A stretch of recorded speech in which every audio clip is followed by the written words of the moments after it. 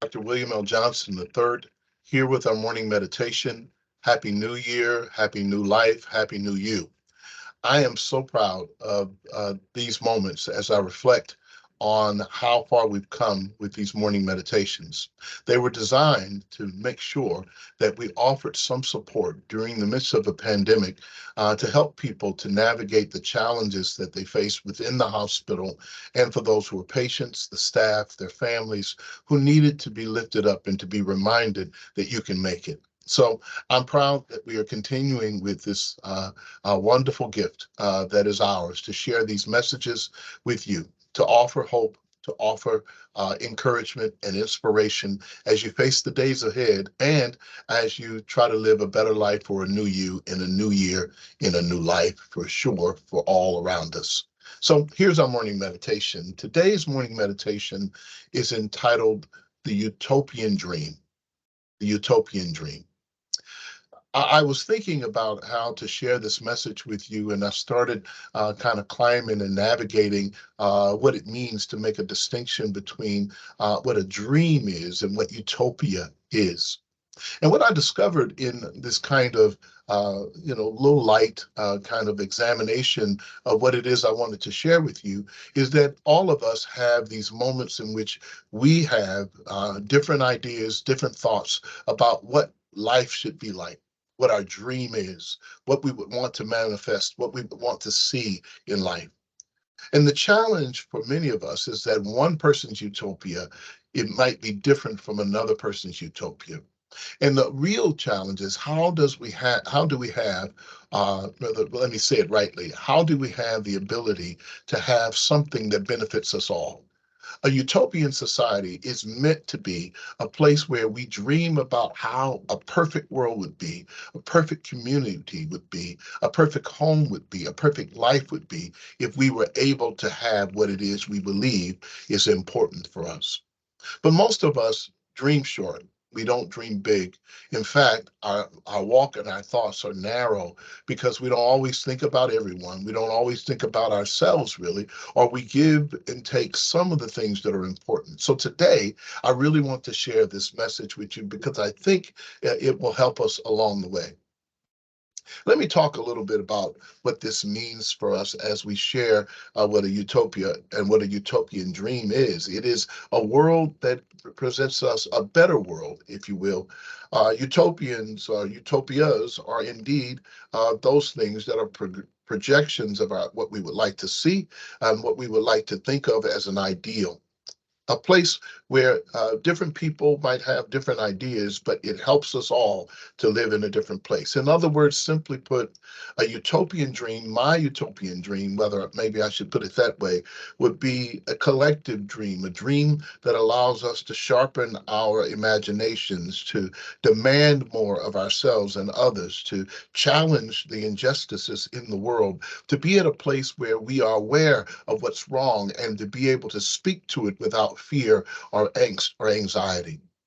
Once upon a time, I believe that this country, the United States of America, whether it's lived up to that or not, started as a utopian dream. A dream that someone said that at least we can imagine a place where justice would stand, imagine a place where we create a space for people to pursue what happiness would look like.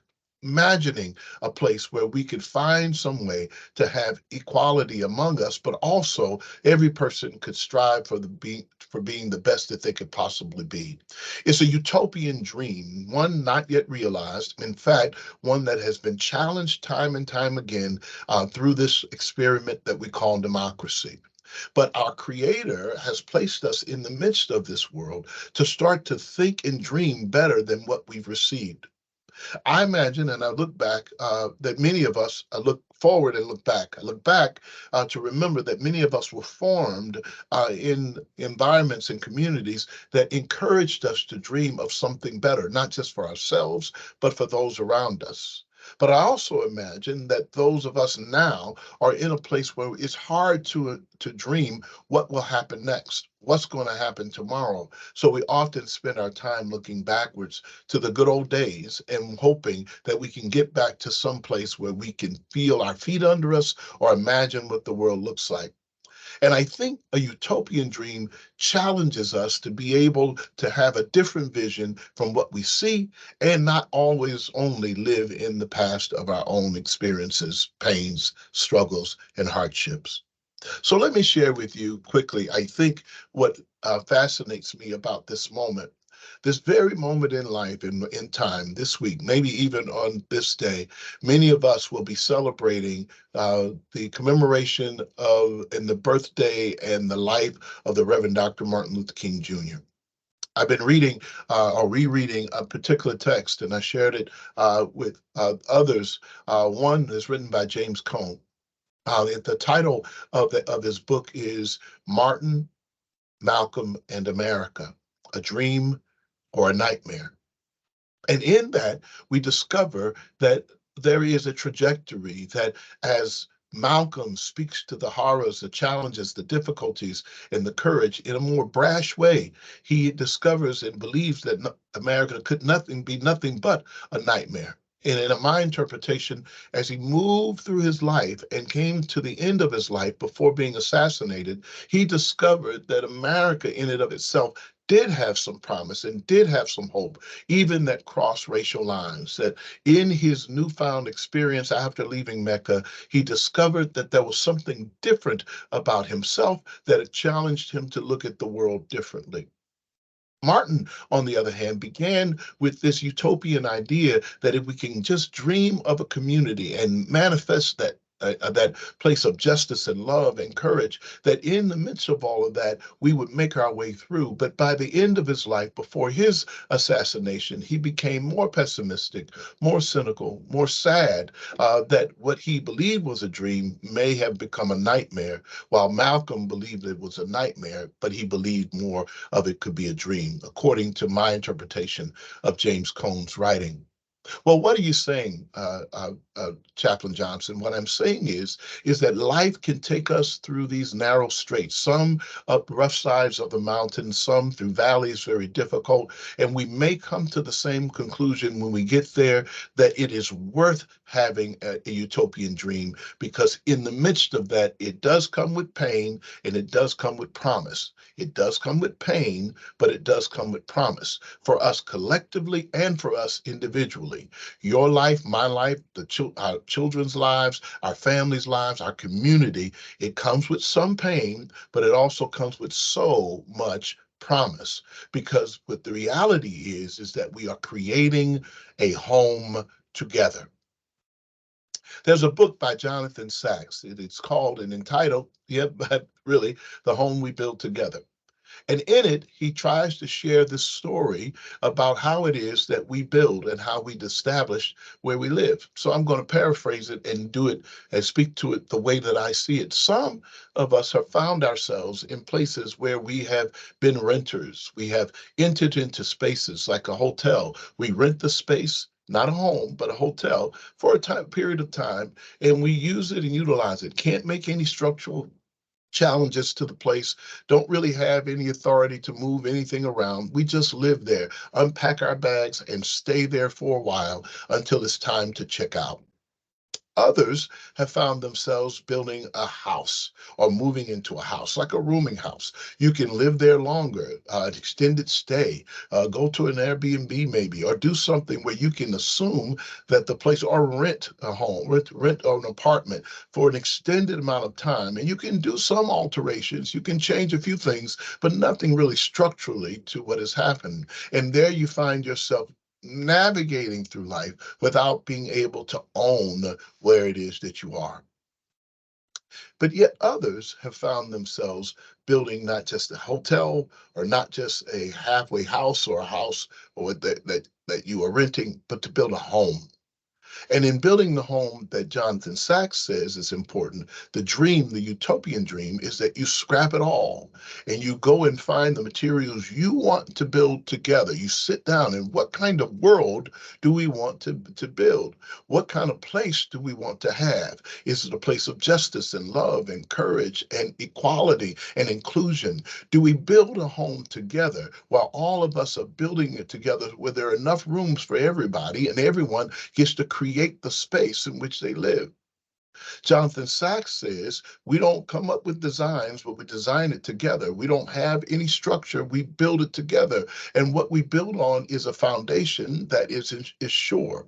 I say that foundation begins with the creator that made us, all of us. And when we do so and we build it together, we put the materials in it that we would like to see. And you build it together. You build home. And when it's your home, then you feel comfortable there. You can breathe there. Your insecurities fade away, and you find and discover that you have stake in the game, skin in the game. You have put yourself into the building. And when you see it, you really do appreciate what you've created. Over the years, what I've discovered is that when I read the histories and the annals of Frederick Douglass and Sojourner Truth and Harriet Tubman and so many countless others, Thurgood Marshall and others, those who've invested themselves, like Dr. King and many others around him, they determined that if we put ourselves into the building and if we put ourselves into the construction of the home we build together, then we belong here, like my grandfather who fought in World War II, or like my uncles, my great uncles who fought in World War II, or like so many others who built the fabric of the nation on their backs and with their blood, sweat, and tears. We discovered that we built this place together and with our own hands and with our own hearts.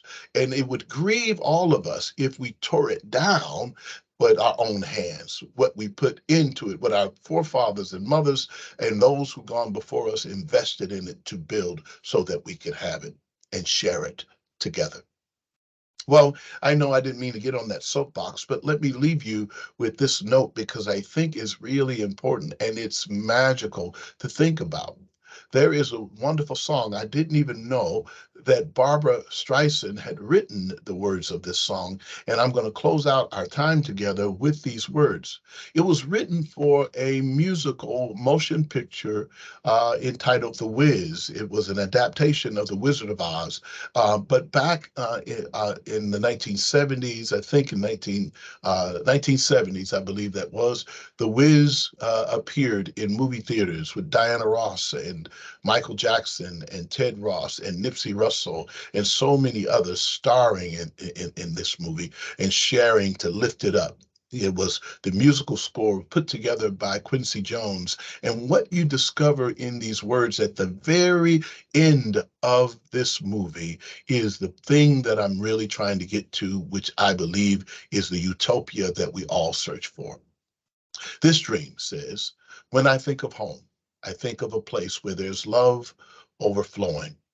I wish I were home. I wish I were back there with the things I've been knowing.